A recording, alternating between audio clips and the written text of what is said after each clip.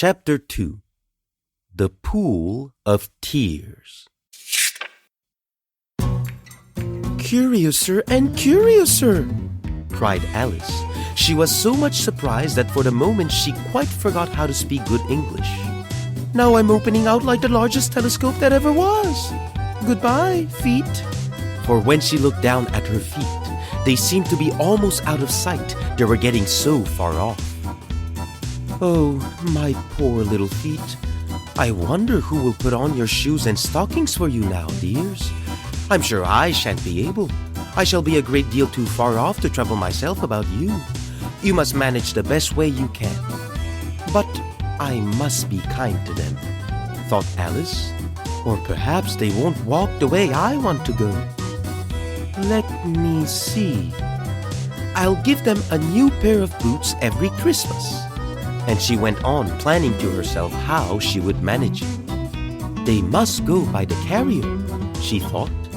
"And how funny it'll seem sending presents to one's own feet. And how odd the directions will look. Alice's right foot, Esquire, hearthrug, near the fender, with Alice's love." "Oh dear, what nonsense I'm talking." Just at this moment, her head struck against the roof of the hall. In fact, she was now rather more than 9 feet high, and she at once took up the little golden key and hurried off to the garden door. Poor Alice! It was as much as she could do, lying down on one side to look through into the garden with one eye. But to get through was more hopeless than ever. She sat down and began to cry again. "You ought to be ashamed of yourself," said Alice. "A great girl like you," she might well say this, "to go on crying in this way. Stop this moment, I tell you." But she went on all the same, shedding gallons of tears, until there was a large pool all round her, about 4 inches deep and reaching half down the hall. After a time, she heard a little pattering of feet in the distance, and she hastily dried her eyes to see what was coming.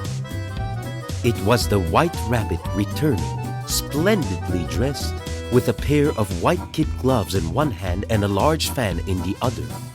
He came trotting along in a great hurry, muttering to himself as he came, "Oh, the Duchess! The Duchess! Oh, won't she be savage if I've kept her waiting?" Alice felt so desperate that she was ready to ask help of anyone. So, when the rabbit came near her, she began, in a low, timid voice, "If you please, sir." The rabbit started violently, dropped the white kid gloves and the fan, and scurried away into the darkness as hard as he could go. Alice took up the fan and gloves, and, as the hall was very hot, she kept fanning herself all the time she went on talking. "Dear, dear, how queer everything is today. And yesterday things went on just as usual. I wonder if I've been changed in the night. Let me think. Was I the same when I got up this morning? I almost think I can remember feeling a little different. But if I'm not the same, the next question is, who in the world am I? Ah, that's the great puzzle." And she began thinking over all the children she knew that were of the same age as herself to see if she could have been changed for any of them. "I'm sure I'm not Ada," she said, "for her hair goes in such long ringlets, and mine doesn't go in ringlets at all. And I'm sure I can't be Mabel, for I know all sorts of things, and she knows such a very little. Besides, she's she, and I'm I, and oh dear, how puzzling it all is. I'll try if I know all the things I used to know. Let me see. 4 times 5 is 12, and 4 times 6 is 13, and 4 times 7 is... Oh dear, I shall never get to 20 at that rate. However, the multiplication table don't signify. Let's try geography. London is the capital of Paris, and Paris is the capital of Rome. And Rome... No, that's all wrong. I'm certain. I must have been changed for Mabel.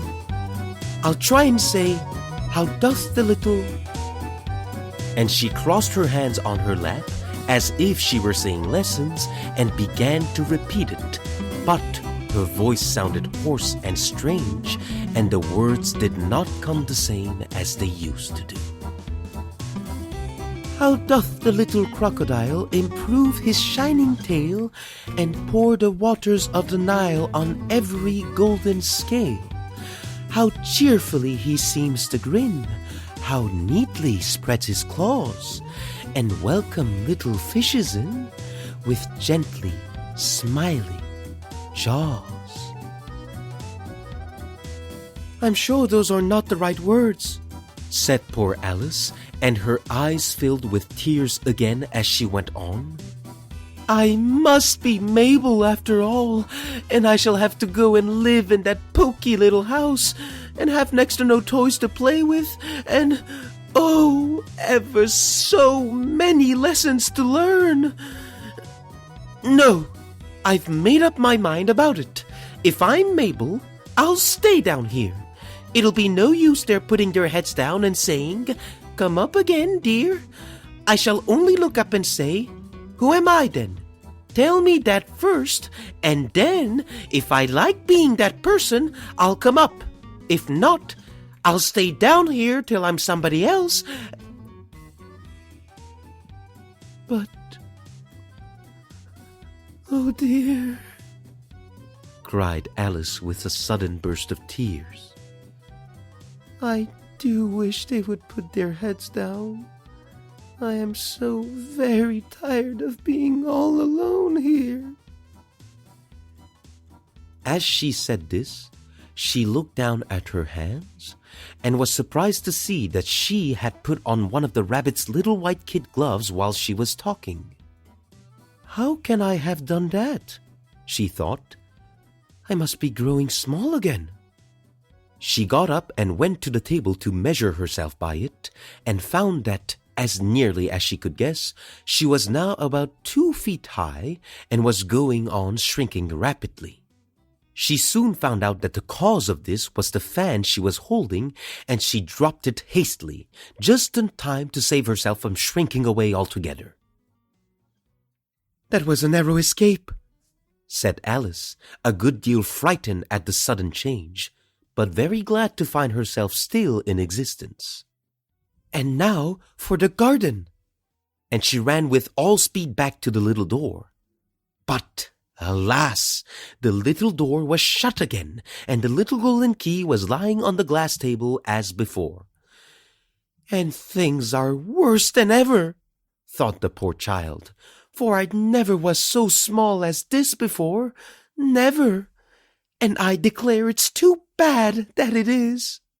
As she said these words, her foot slipped, and in another moment, splash! She was up to her chin in salt water. Her first idea was that she had somehow fallen into the sea. And in that case, I can go back by railway, she said to herself.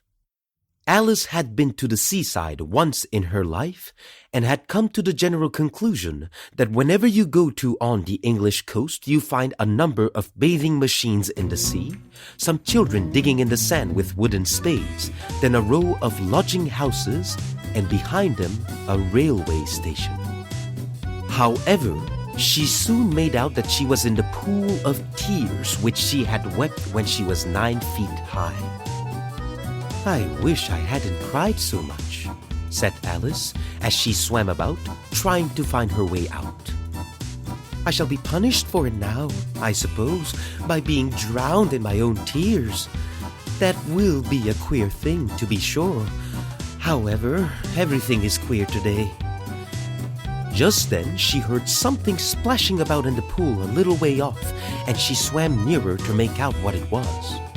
At first she thought it must be a walrus or hippopotamus, but then she remembered how small she was now, and she soon made out that it was only a mouse that had slipped in like herself.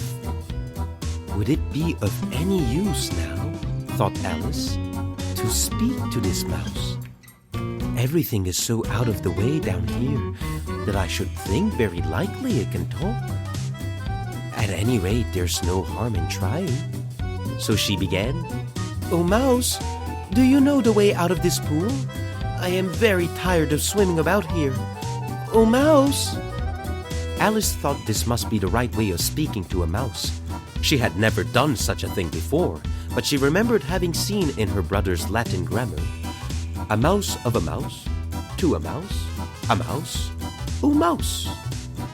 The mouse looked at her rather inquisitively and seemed to her to wink with one of its little eyes, but it said nothing.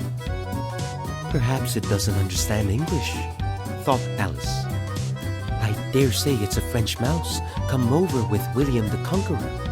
For, with all her knowledge of history, Alice had no very clear notion how long ago anything had happened. So she began again. Où est ma chatte? Which was the first sentence in her French lesson book. The mouse gave a sudden leap out of the water and seemed to quiver all over with fright. "Oh, I beg your pardon," cried Alice hastily, afraid that she had hurt the poor animal's feelings. "I quite forgot you didn't like cats."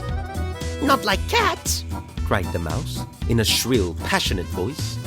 "Would you like cats if you were me?" "Well, perhaps not," said Alice in a soothing tone. "Don't be angry about it. And yet I wish I could show you our cat Dinah. I think you'd take a fancy to cats if you could only see her. She is such a dear, quiet thing." Alice went on, half to herself, as she swam lazily about in the pool.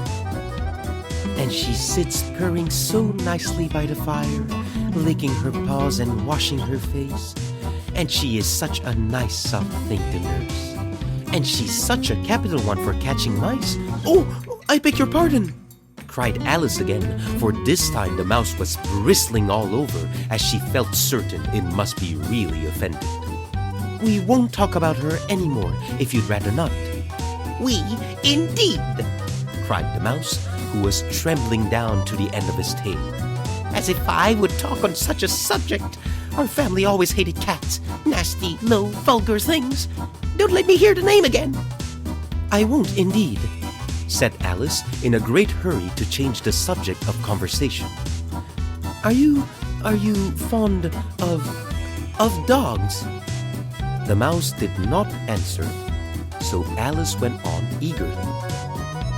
"There's such a nice little dog near our house I should like to show you. A little bright-eyed terrier, you know, with, such long curly brown hair. And it'll fetch things when you throw them, and it'll sit up and beg for its dinner, and all sorts of things. I can't remember half of them. And it belongs to a farmer, you know, and he says it's so useful, it's worth 100 pounds. He says it kills all the rats and..." "Oh, dear," cried Alice in a sorrowful tone. "I'm afraid I've offended it again." For the mouse was swimming away from her as hard as it could go, and making quite a commotion in the pool as it went. So she called softly after it, "Mouse dear, do come back again, and we won't talk about cats or dogs either, if you don't like them." When the mouse heard this, it turned round and swam slowly back to her. Its face was quite pale, with passion, Alice thought, and it said in a low, trembling voice, "Let us get to the shore, and then I'll tell you my history, and you'll understand why it is I hate cats and dogs." It was high time to go, for the pool was getting quite crowded with the birds and animals that had fallen into it. There was a duck, and a dodo, a lory, and an eaglet, and several other curious creatures. Alice led the way, and the whole party swam to the shore.